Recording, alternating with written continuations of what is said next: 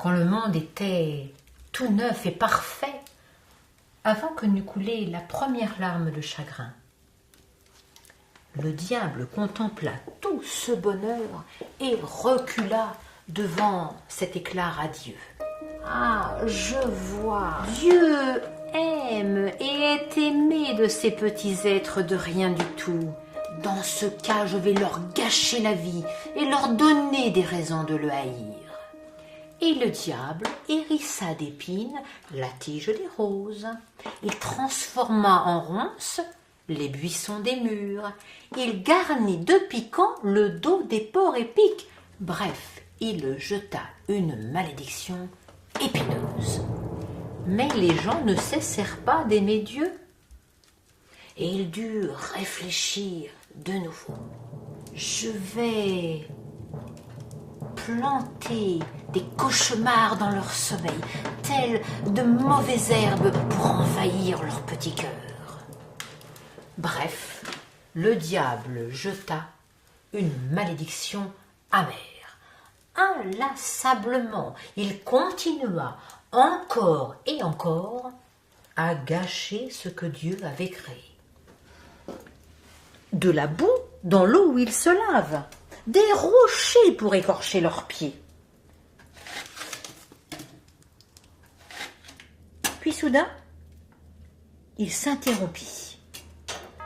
Une invention encore plus terrible que les précédentes venait de germer dans son cerveau enfiévré. Une machine infernale, une chose terrible, l'arme ultime. Sans attendre, il fracassa les collines à coups de pied et mit dans son sac le tumulte qu'il avait provoqué. Il prit son trident et chassa les monstres des enfers, emprisonnant le bruit des galops de leurs sabots.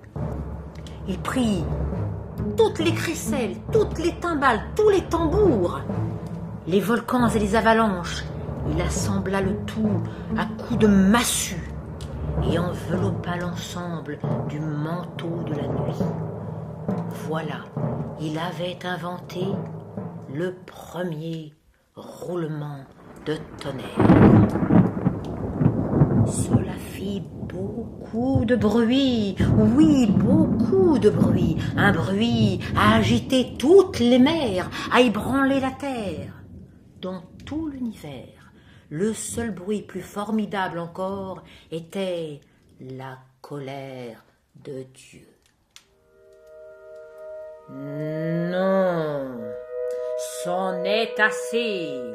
Je t'ai laissé jeter tes malédictions épineuses, amères et cruelles, sans lever le petit doigt pour t'arrêter.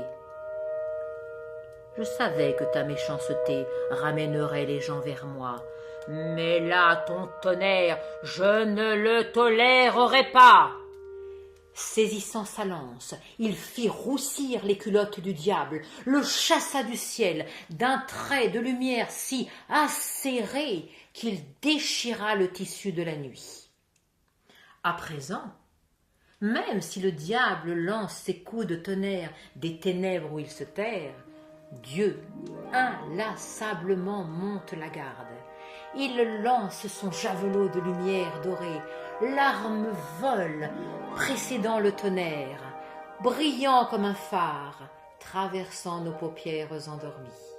Les gens ont ainsi le temps de se couvrir les oreilles ou de se cacher la tête sous l'oreiller, car toujours l'éclair précède le tonnerre.